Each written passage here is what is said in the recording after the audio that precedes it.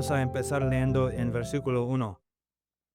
Estas cosas habló Jesús y levantando los ojos al cielo dijo: Padre, la hora ha llegado. Glorifica a tu Hijo, para que también tu Hijo te glorifique a ti, como le has dado potestad sobre toda carne, para que dé vida eterna a todos los que le diste. Y esta es la vida eterna, que te conozcan a ti, el único Dios verdadero, y a Jesucristo, a quien has enviado. Cuando predicamos el Evangelio, siempre estamos hablando sobre la vida eterna, pero es importante para saber qué es la vida eterna. La frase vida eterna ya nos damos una definición muy obvia. Es vida que es eterna, pero ah, habla sobre muchas cosas. Primero, habla sobre la cantidad de vida. Es una vida que no puede terminar, que dura para siempre. El que tiene vida eterna nunca va a morir y va a vivir para siempre. Pero también habla sobre la calidad de vida. El que tiene esta vida que es eterna, tiene una vida que no puede perder valor, que no disminuía, que nunca va a fallar y lo obtienes para siempre. Entonces, sí, la vida eterna es una vida que es eterna, pero la vida eterna que podemos fijar en versículo 3 es algo que es más profundo. La vida eterna es algo que es encontrado no solamente, no solamente es dado de una persona, que no es algo que solamente puedes recibir de una persona, pero es encontrado en una persona. La vida eterna puede ser decidido en versículo 3 a conocer a Dios y a su Hijo, el Señor Jesucristo. Jesús dijo antes que si no creéis que yo soy, en vuestros pecados moriréis. Ah, Esas son las palabras del Señor Jesucristo y nos da razón a creer que ah, nos está dando un mandamiento a creer en Él y lo que Él dice sobre su persona. Y también da peligro a las consecuencias si no creemos quién es. Otra vez Él dice, si no crees que yo soy, en vuestros pecados moriréis. Entonces, el Evangelio dice que si creemos quién es realmente el Señor Jesucristo, podemos tener vida eterna, porque la vida eterna es a conocer a Jesús. Entonces vamos a conocer un poco de Jesús y lo que dice sobre su propia persona. Primero, si vemos a estos 3 versículos, hay algo que el Señor Jesucristo hace que es muy raro, en mi opinión. ¿Por qué crees que Jesús está orando en tercera persona? Si Simón iba a hablar y predicar en tercera persona, vas a creer que Simón es una persona muy raro. Pero aquí el Señor Jesucristo, Él dice al final del versículo 1, glorifica a tu Hijo, para que también tu Hijo te glorifique a ti. Él habla en el tercer persona. Es algo muy raro, pero es algo que nos ayuda a entender algo. Él está hablando sobre sí mismo en el tercer persona para que podamos saber quién es. Hay ah, muchas cosas que dice sobre su mismo persona en este capítulo, en los 26 versículos, pero en los 3 versículos que leímos nosotros, él dice como 4 cosas que quiero hablar sobre. La primera cosa, el más obvio, era que él es el Hijo de Dios. Él dice al final de versículo 1 que Él es el Hijo de Dios, el Hijo de su Padre, que es Dios. Ah, Cuando Él vino a este mundo, Él dijo que era el Hijo de Dios. Los fariseos y los judíos no creen a Él porque ah, ellos no creían que Dios tenía un hijo, pero Él tenía las características de el Hijo de Dios. Como tu padre va a llevar las mismas características de usted, ah, el Hijo de Dios, el Señor Jesucristo, podía hacer cosas que solamente Dios puede hacer. Él podía ah, quitar el pecado de los hombres. Él podía sanar los que tenían enfermerías. Estos son cosas que ah, solamente Dios podía hacer. Y aquí, ese hombre que dice que Él es el Hijo de Dios, lo están haciendo. Entonces, Él es el Hijo de Dios. Esta cosa es algo que era muy difícil para los judíos y los fariseos a entender.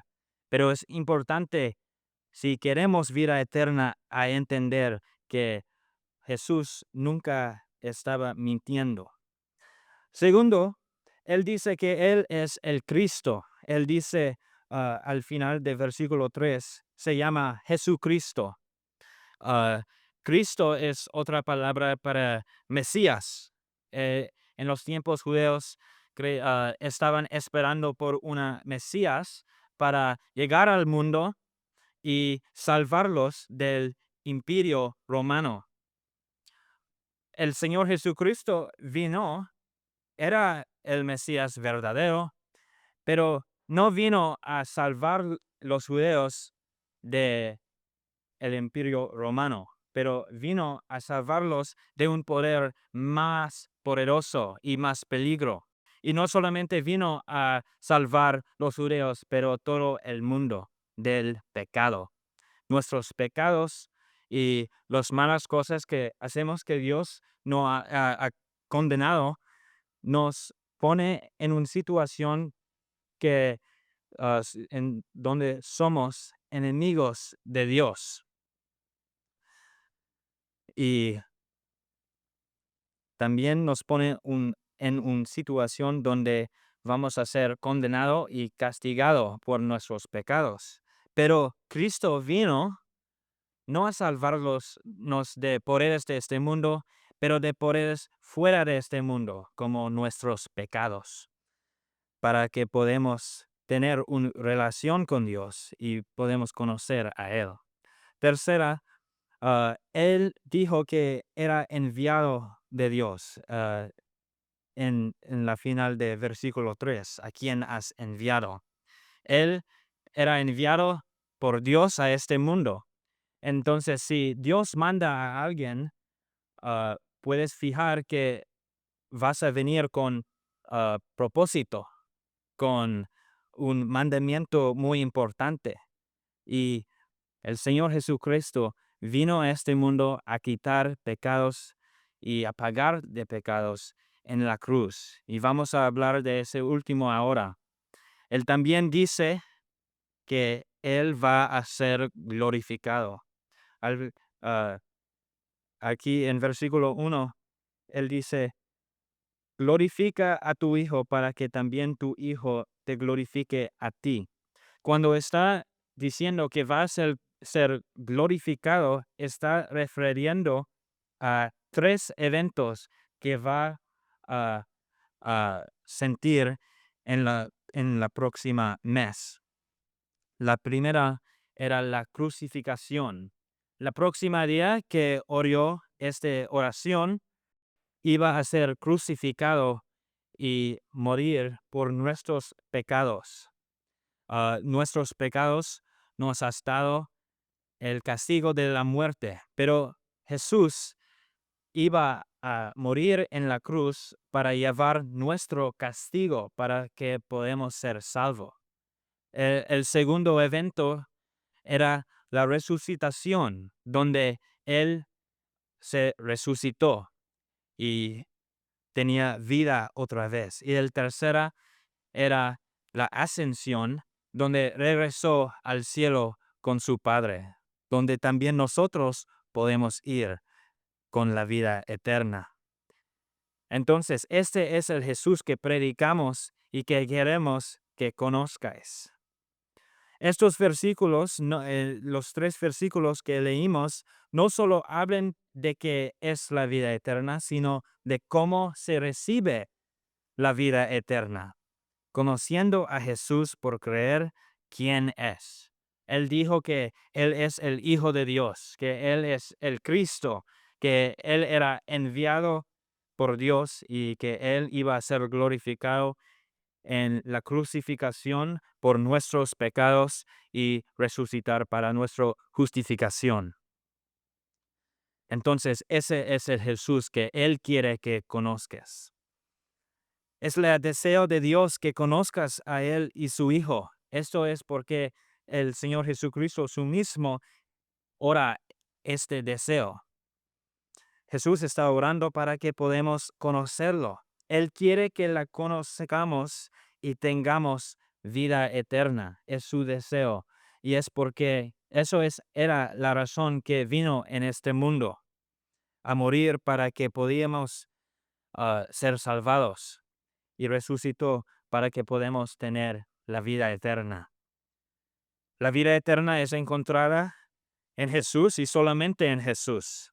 En 1 Juan capítulo 5, él dijo, San Juan dijo, y este es el testimonio, que Dios nos ha dado vida eterna, y esta vida está en su Hijo, el Señor Jesús.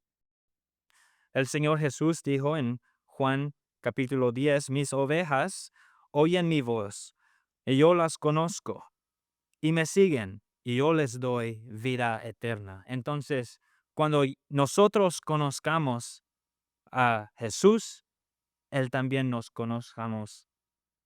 Entonces, es una relación donde las dos personas aman a sus mismos, a la otra persona. Entonces, si quieres la vida eterna, no buscas una iglesia. La iglesia no puede ofrecer vida eterna. Van a predicar sobre el hombre que la ofrece, pero ellos no tienen vida eterna a dar a personas. Si quieres vida eterna, no intentes ganarlo tú mismo. No es algo que podemos agarrar con nuestras manos y no es algo que podemos agarrar con nuestras buenas obras. No intentes ganarlo tú mismo, sino busca a Jesús y la encontrarás por conociéndolo. Y lo que Él dicho sobre sí mismo y su persona y lo que ha hecho en la cruz para usted. Entonces, al final, a conocer a Jesús es tener vida eterna. Una vez más, bienvenidos, gracias por estar aquí. Vamos a continuar y vamos con la predicación del Evangelio. Vamos a leer en el libro de los Hechos de los Apóstoles, por favor, en el capítulo 8, y vamos a leer desde el versículo 26. Un ángel del Señor habló a Felipe diciendo, levántate y ve hacia el sur por el camino que desciende de Jerusalén a Gaza, el cual es desierto. Entonces él se levantó y fue. Y sucedió que un etíope, eunuco, funcionario de Candace, reina de los etíopes, el cual estaba sobre todos sus tesoros y había venido a Jerusalén para adorar, volvía sentado en su carro y leyendo al profeta Isaías. Y el Espíritu Santo dijo a Felipe, acércate y júntate a ese carro. Acudiendo Felipe, le oyó que leía al profeta Isaías y dijo, pero ¿entiendes lo que lees? Y él dijo, ¿y cómo podré si alguno no me enseñare? Y rogó a Felipe que subiese y se sentara con él. El pasaje de la escritura que leía era este: como oveja a la muerte fue llevado, y como cordero mudo delante del que lo trasquila, así no abrió su boca. En su humillación no se le hizo justicia, mas su generación, ¿quién la contará? Porque fue quitada de la tierra su vida. Respondiendo el eunuco, dijo a Felipe: te ruego que me digas, ¿de quién dice el profeta esto? ¿De sí mismo o de algún otro? Entonces Felipe, abriendo su boca y comenzando desde esta escritura, le anunció el evangelio de Jesús. Y yendo por el camino llegaron a cierta agua y dijo el eunuco: aquí hay agua, ¿qué impide que yo sea bautizado? Felipe dijo: si crees de todo corazón, bien puedes. Y respondiendo dijo: creo que Jesucristo es el Hijo de Dios. Y mandó parar el carro y descendieron ambos al agua, Felipe y el eunuco, y le bautizó. Cuando subieron del agua, el Espíritu del Señor arrebató a Felipe, y el eunuco no le vio jamás, y siguió gozoso su camino. Pero Felipe se encontró en Azoto y pasando, anunciaba el Evangelio en todas las ciudades hasta que llegó a Cesarea. Y sabemos que el Señor bendice la lectura de su santa palabra. Esta es la historia de un personaje histórico llamado acá solamente por su nacionalidad, un etíope, es decir, una persona de Etiopía. Dice que era funcionario de la reina de los etíopes y que estaba sobre todos sus tesoros. En otras palabras, pudiéramos decir, era como el ministro de Hacienda, era como el encargado del presupuesto de la nación, el hombre que tenía control sobre todo el dinero y cómo se iba a utilizar. Él estaba a cargo de todos los tesoros que pertenecían a la reina ahí de los etíopes. Pero este hombre en estos versículos hace tres preguntas. Quisiera que las notaran, por favor. Aún los niños, los jóvenes, las jóvenes, los adultos que están oyendo. Tres preguntas que hizo este hombre en el versículo 30. Pero en el versículo 31 él dice: ¿cómo podré entender si alguno no me enseñare? En el versículo 34 dice: ¿de quién dice el profeta esto? ¿De sí mismo o de algún otro? Y en el versículo 36 él pregunta: ¿qué impide que yo sea bautizado? Cada una de estas tres preguntas tiene una tremenda importancia en cuanto al mensaje del Evangelio y, como nuestro hermano lo ha presentado ya muy bien, en cuanto a la vida eterna, en cuanto a la salvación del alma. Veamos un poquito acerca de este señor otra vez que se describe aquí como el etíope. Sabemos que era una persona importante, tenía un alto cargo en el gobierno. No era una persona inculta, no era una persona sin educación, una persona que en verdad estaba muy bien preparada. No cualquier persona llega a una posición tan alta como esa. Pero también vemos, además de eso, que era una persona religiosa. Si se fijaron en la lectura, él venía de Jerusalén. ¿Qué estaba haciendo en Jerusalén? No estaba allí por una misión diplomática en nombre de la reina. No estaba allí en asuntos del gobierno. Lo que lo había llevado a Jerusalén era algo que no tenía nada que ver con su trabajo en la política de su país. Dice, venía de Jerusalén de adorar. Quiere decir que este hombre, aunque no era judío de nacimiento, era una persona, si pudiéramos usar la palabra, simpatizante de la religión de los judíos. Había tomado de su tiempo tan valioso, había tomado el esfuerzo de ir y viajar hasta Jerusalén para poder adorar, participar de alguna manera dentro de los actos conectados con lo que se realizaba allí en el templo. No tenemos más detalles de qué otras cosas él había hecho cuando estuvo allá, pero yo creo que estas dos cosas son suficientes. Algunas personas dicen que el evangelio es para los ignorantes, para los que no son supersticiosos, para aquellos que creen cualquier mentira. Allá en Strathspine, donde yo vivo en Australia, hay una persona que vive en el vecindario que él tiene una de estos calcomanías o stickers en la parte de atrás de su vehículo y la tiene con letras bien grandes. Y muchas veces lo he visto él cuando va manejando y hacia su casa y el vehículo pues lo estaciona y la calcomanía que tiene atrás dice: religión solo para aquellos que son ignorantes. Esto es lo que él decía. Religion only for those who are ignorant. Lo que él estaba tratando de decir es que el evangelio es una superstición. El evangelio no puede ser confiado. La Biblia no tiene ningún valor. Y estaba diciendo, esta forma tan despectiva. Este hombre etíope que estaba acá no era un ignorante. Este hombre era una persona muy preparada que estaba haciendo eso. Pero sin embargo, él creía que lo que decía la palabra de Dios tenía verdad y él estaba interesado en buscar algo acerca de eso. Mire, no sé, aquí hay jóvenes que quizás están en su high school, están de vacaciones, yo sé, no quieren saber nada de la escuela en este momento, pero déjeme decirle algo. Quizás en la escuela le han dicho que lo que dice la Biblia es un mito y que no se puede creer. Pero ¿sabía usted que este libro es indestructible? Que ha habido emperadores que han tratado de eliminar por completo la Biblia, no han podido.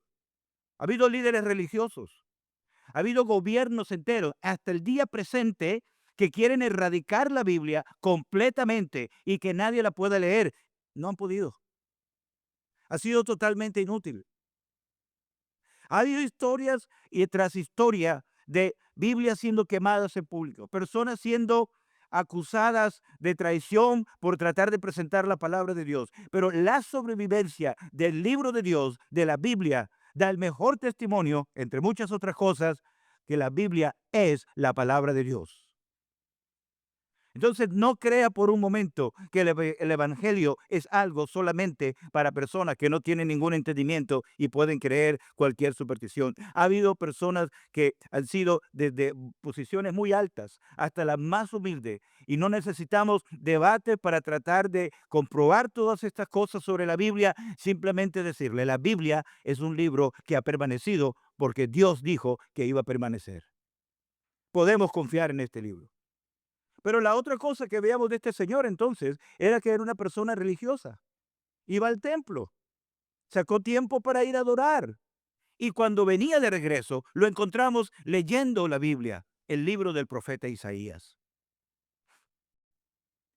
Alguien pudiera pensar, bueno, si este hombre estaba adorando en el templo y este hombre estaba leyendo la Biblia, quiere decir que este hombre ya era cristiano, ya iba al cielo, ya tenía la salvación y no necesitaba más nada. Quizás algunos acá se encuentran en una posición similar. Bueno, usted no necesariamente debe tener un cargo alto como tenía este señor, pero pudiera pensar, bueno, yo creo que la Biblia es la palabra de Dios. Yo creo que hay que adorar. Pudiéramos decir, si este hombre fue al templo de los judíos, alguien pudiera decir, bueno, yo voy al local evangélico en Pensoken, voy al Gospel Hall allí en Pensoken, yo estoy haciendo como este señor. ¿Cuál es la diferencia? ¿Cuál es la insistencia de que yo necesito algo más? Mire, usted necesita tener vida eterna, como dijo nuestro hermano. Y la única forma de tener la seguridad de la vida eterna es viniendo a Jesucristo como un pecador perdido, reconociendo su triste condición delante de Él y clamando a Cristo para que le salve. Esto era lo que le faltaba a este señor. Él tenía conocimiento de la Biblia, respetaba la religión de los judíos, leía la palabra de Dios, hacía todas estas cosas muy bien, pero no era salvo. Yo creo que aquí hay personas que pueden estar en esa situación. Y quisiéramos de todo corazón decirle, si usted no tiene la seguridad de la salvación todavía, es porque no es salvo. Una pregunta tan simple. Había un señor en Sydney, un hermano de una asamblea en los años 40. Yo no lo conocí hermanos que lo conocieron, que él se dio a la tarea, en Sydney, Australia, se dio a la tarea de caminar por las calles del centro de Sydney y ver a personas y tocarles el hombro por atrás, por la parte de la espalda. Y cuando la persona volteaba, él decía, ¿le puedo hacer una pregunta? Y así, ¿cómo no? Y la gente esperaba que le iba a preguntar la dirección de algo o cómo llegar a un lugar específico. Y el hombre lo que le preguntaba era esto, si usted muriera en esta noche, ¿dónde estaría su alma?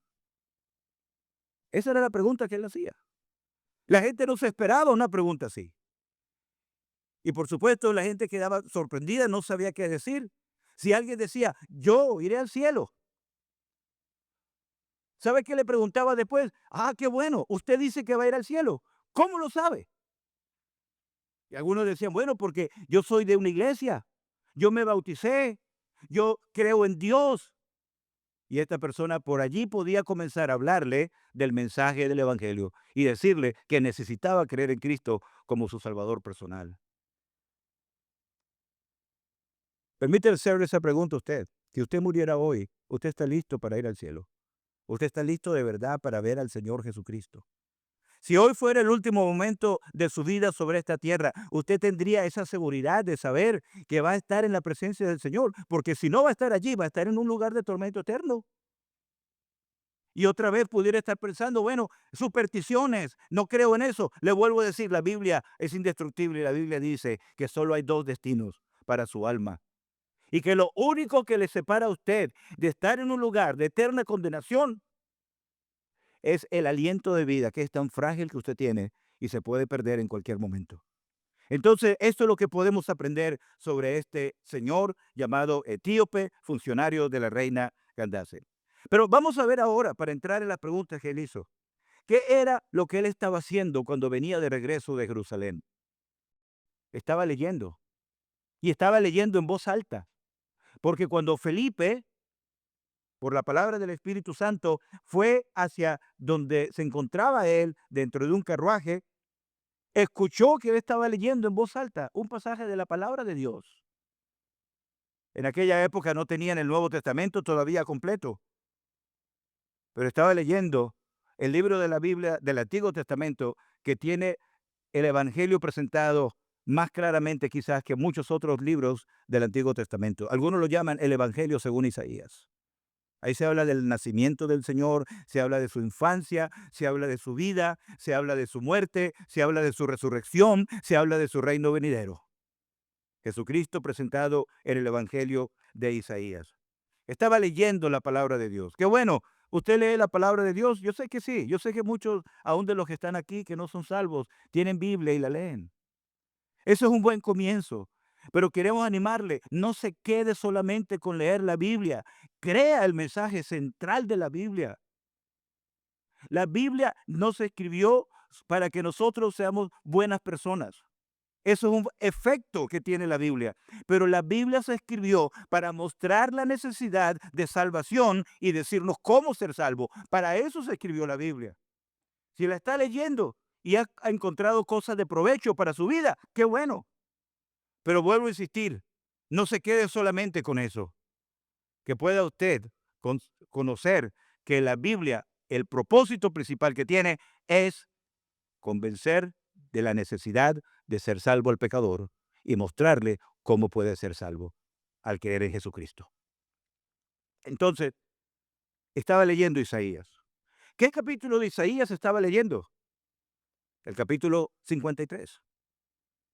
Está citando acá dos versículos de Isaías 53, versículos del 7 al 8. Y ese capítulo 53 de Isaías ha sido uno de los que ha traído mayor confusión en el mundo de los judíos, especialmente en cuanto a la pregunta, la segunda pregunta que él hace acá, ¿de quién está hablando el profeta en todo esto? Él estaba hablando del Señor Jesucristo. Pero vamos a ver un momento algo aquí muy importante. El libro del profeta Isaías fue escrito aproximadamente 700 años antes de que Jesucristo viniera a la tierra. 700 años antes, aproximadamente. Disculpen, le voy a pedir por favor que se concentre un momento atrás. Sí, por favor. Gracias. 700 años antes de haber nacido Jesucristo, se había escrito el libro del profeta Isaías. Imagínense hoy en el 2025 un libro que se haya escrito en el año 1325, 700 años atrás, y que no había nadie que pudiera tratar de adivinar qué iba a pasar en este año en el cual estamos viviendo. Bueno, Isaías pudo hacer eso, escribir un libro donde estaba hablando acerca de lo que iba a ocurrir 700 años después en una persona que aunque no había nacido, ya existía el Señor Jesucristo, porque Él es el eterno Hijo de Dios. ¿Y qué decía del Señor Jesucristo entonces en eso? Algo muy importante. Estaba hablando de su muerte. Estaba hablando de cómo iba a morir. Y no solamente cómo iba a morir, sino el propósito por el cual iba a morir. ¿Sabe por qué? Por ti. por mí. Su muerte no era algo accidental, no fue una tragedia que nadie se esperaba. Su muerte fue algo real que ocurrió porque tenía un propósito definitivo, como era darte la salvación del alma.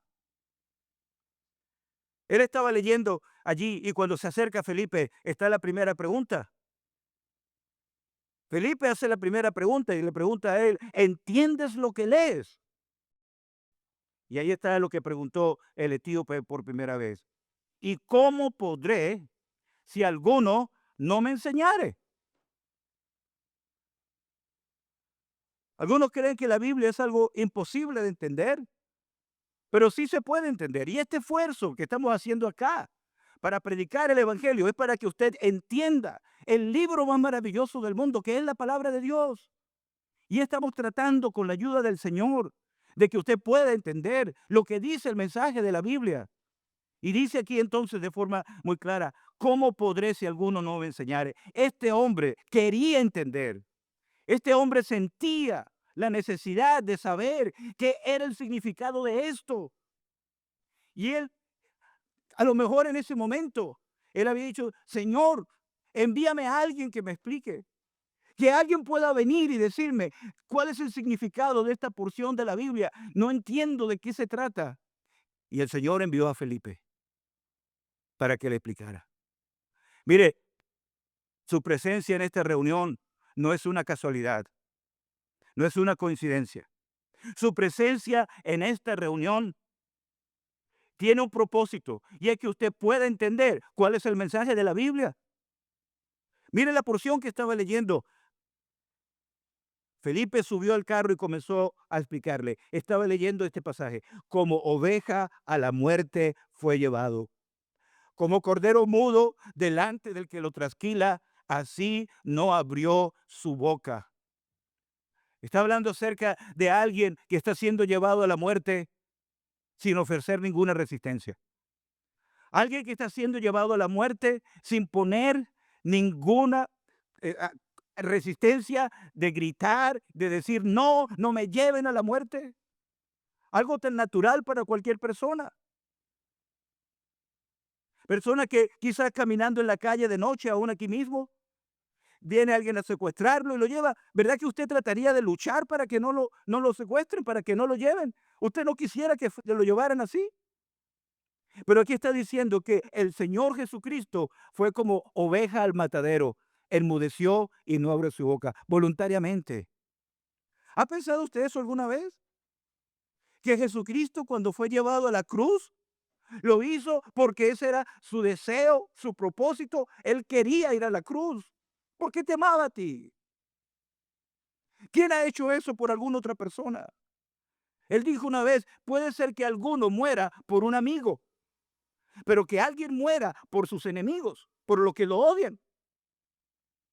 Si hubiese una tragedia, un incendio, y tu amiga, tu amigo, tu mamá, tu hermano está a punto de morir, usted pudiera esforzarse de rescatarlo, de ayudarlo, pero si ve a alguien que te cae mal, que tú no lo quieres, y te ha tratado mal y lo ves que está en problema, que a lo mejor no vas a estar tan dispuesto de ayudarlo. Pero el Señor Jesucristo, como oveja, fue llevado al matadero porque te amaba a ti y me amaba a mí y quería darnos la salvación de nuestra alma. ¿Te das cuenta cuánto te ama Cristo? No solo cuánto te amó, cuánto te ama. Y seguimos leyendo que dice, en su humillación no se le hizo justicia. Esto habla acerca de la impecabilidad de Cristo. En otras palabras, que él no tenía pecado, no se le hizo justicia. Él era inocente, no era digno de muerte, como dijo Pilato. Él no tenía ninguna razón por la cual debía ser crucificado. Y por lo tanto, la muerte de Jesucristo, desde el punto de vista humano, fue totalmente injusta. Él murió, él sufrió, no por algo que él había hecho. ¿Por qué murió entonces? Si no murió por su propio pecado, entonces ¿cuál fue la razón de su muerte? ¿Sabe cuál fue? Tu pecado, mi pecado. Él llevó el castigo que yo merecía. Él llevó el castigo que tú merecías. Él llevó las consecuencias de lo que yo debería haber padecido. pero porque Él la llevó y yo creí en Él un día, yo no tengo temor a la muerte. Yo no tengo temor a ir a una condenación eterna. Yo no estoy esperando a ver si Él me va a salvar o no. Ya me salvó cuando creí en Él. La muerte de Cristo en la cruz es suficiente para poder darnos esa salvación que nada ni nadie te va a poder obtener. Nadie te va a poder ofrecer, como decía nuestro hermano, que la vida eterna no es algo que alguien te la va a dar, porque solamente Jesucristo la puede dar, y te la puede dar porque murió por ti en la cruz, cuando derramó su sangre por tus pecados. El versículo 33 dice al final, porque fue quitada de la tierra su vida. Su muerte en la cruz, cuando estaba clavado en aquel lugar, una corona de espinas, su espalda había sido azotada. Hay un versículo también que dice que fue como una tierra donde se abrieron grandes surcos cuando se va a sembrar. Un himno que cantamos dice que su cuerpo era como un manantial de sangre. Eso lo sufrió porque te ama. Y cuando predicamos a un Cristo crucificado, pero resucitado, nos hace recordar que lo que Él sufrió, Él no lo tenía que sufrir. Lo hizo por ti, para darte salvación. Y por lo tanto, ¿qué respuesta vas a tener tú para lo que Jesucristo hizo por ti? La segunda pregunta que hizo el etíope en el versículo 34. Te ruego que me digas, ¿de quién dice el profeta esto? ¿De sí mismo o de algún otro? Esa pregunta se la han hecho los judíos hasta el día de hoy. Visitando una sinagoga en Sydney una vez, estaba un guía allí hablando sobre eso, Isaías 53, y estaba diciendo, no, aquí el profeta habla de la nación de Israel. Israel sufriendo el cautiverio y todo lo que, pero no podía ser Israel. Está hablando de uno al que no se le hizo justicia. Israel merecía todos los castigos que recibió. Te está hablando de alguien que no había pecado. Israel no fue como oveja al matadero. Ellos protestaron su muerte. Está hablando de otro más. No podía ser Isaías tampoco. Tenía que ser alguien más.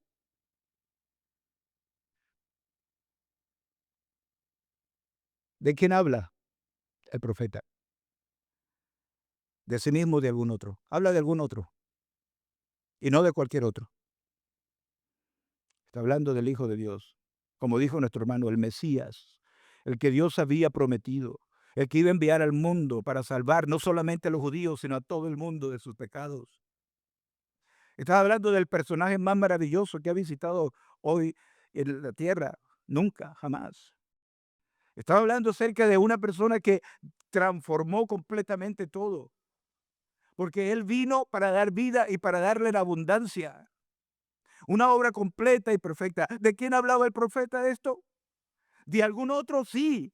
Y uno más grande que ningún otro personaje que podamos haber tenido jamás en la historia del mundo. Estaba hablando de Jesucristo.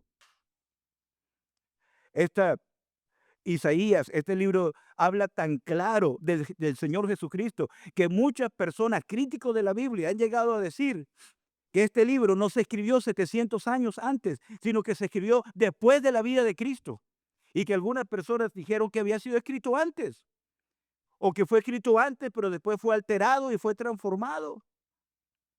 Pero han habido manuscritos tras manuscritos que se han encontrado que cuando se comprueba la fecha se ve que son escritos mucho antes de que Cristo haya venido a la tierra. ¿De quién habla el profeta? Del mismo que hablamos nosotros hoy.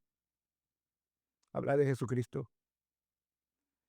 Y si usted leyera todo el capítulo de Isaías, encontraría también un versículo que dice allí, Jehová cargó en él el pecado de todos nosotros. Piensa en su pecado por un momento, porque todos somos pecadores. Ese pecado suyo y ese pecado mío fue cargado sobre Jesucristo. Imagínense una persona que como castigo se le pone llevar una carga muy pesada, que lo derriba, que lo hiere, que lo hace sufrir y tiene que llevar esa carga pesada como parte de un castigo. Mira, Jesucristo llevó el pecado mío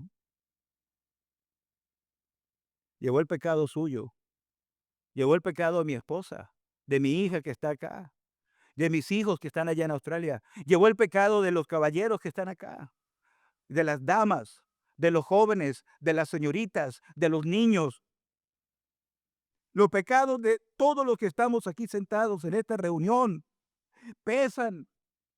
Y Jesucristo llevó tu pecado y mi pecado porque te amaba tanto que no quería que tú tuviese que sufrir algún día por toda la eternidad a causa de tu pecado. Jesucristo dijo, yo amo tanto a Williams, amo tanto a Simón, amo tanto a Kylie, amo tanto a cada persona que está acá, que yo no quiero que tú te vayas a perder para siempre. Yo voy a llevar ese castigo sobre mi cuerpo. Y así, si tú crees en mí, tú no vas a tener que ir a ese lugar de condenación eterna. Creo que conté aquí en un culto en inglés, lo voy a decir en español esta vez, algo que pasó con mi abuela y uno de mis tíos, que era una persona muy mala. Todavía vive, pero no, nunca ha cambiado, lamentablemente. Él de niño hizo algo muy malo y mi abuelo, que nunca lo conocí, murió antes de yo nacer, lo iba a castigar como se castigaba en aquellos tiempos los muchachos, ¿no? No había nada de decir que no, no se le puede pegar, no se puede tocar. Yo sé que hay que respetar esas leyes, pero en aquella época no era así. Eso fue en Colombia. Y mi abuela sabía que cuando mi abuelo castigaba a los hijos, no lo hacía así de una forma suave, se le iba la mano a veces. Y cuando ella vio que mi abuelo venía a castigar a mi tío por lo que había hecho, y él venía lleno de furia, no recuerdo qué era, era algo, no, no era una correa, era algo más grande que una correa, para pegarle a él. Mi abuela abrazó a mi tío y le dio la espalda a mi abuelo. Y mi abuelo en su ira, en su ceguera, comenzó a golpear y a golpear la espalda de mi abuela, hasta que le hizo sangrar. Y durante todo ese tiempo mi tío estuvo en sus brazos, hasta que finalmente mi abuelo nunca fue un hombre cristiano, nunca creyó en el Señor. Soltó y se fue. Y mi tío le dijo a mi abuela: "¿Y será que él va a venir a castigarme?". Dice: "No, yo llevé tu castigo. A ti no te va a hacer nada". Eso fue lo que hizo Jesucristo por ti. Él se fue a la cruz. Y el castigo, que era tuyo y era mío, lo llevó a él sobre su cuerpo en el madero. Pero ahora tú tienes que venir a Él por la fe y decir: "Señor, gracias que tú moriste por mí en la cruz. Gracias por amarme tanto. Gracias por lo que hiciste por mí. Yo creo en ti como mi Salvador personal". Y entonces tendrás la salvación y la vida eterna. Cuando le pregunta a él de quién dice el profeta esto, él dice el versículo 35 que Felipe le anunció el evangelio de Jesús, la buena noticia, la buena noticia. Qué gozo para Felipe. Y le dijo: "Mira, esto habla de Jesucristo, no solamente de su muerte, habla de su resurrección". Y él los mandó a ir por todo el mundo y predicar el evangelio, hacer discípulos, bautizándolos en el nombre del Padre y del Hijo y del Espíritu Santo. Y el eunuco, cuando escucha toda esta noticia tan maravillosa y piensa en el bautismo, y sin duda alguna Felipe le habrá explicado un acto de profesión de fe, un acto cuando tú te obedeces públicamente, das un testimonio al mundo de que has creído en Cristo, como los bautismos que vimos acá el domingo pasado. Tres jóvenes que con valentía dijeron: "Dejo el mundo y sigo a Cristo, porque el mundo pasará, mas su amor, amor bendito por los siglos durará". La tercera pregunta que hizo el eunuco: "¿Qué me impide que yo sea bautizado?". ¿Y cuál fue la respuesta? "Si crees de todo corazón, bien puedes". Y el eunuco dijo: "Creo que Jesucristo es el Hijo de Dios". Fíjense que él fue bautizado porque había creído. El bautismo vino después de haber creído en el Señor. Él puso su confianza no en el bautismo, puso su confianza en el que fue como oveja al matadero y el que murió clavado en la cruz. ¿Qué va a hacer usted con él? Cree en Jesucristo y será salvo. Vamos a orar.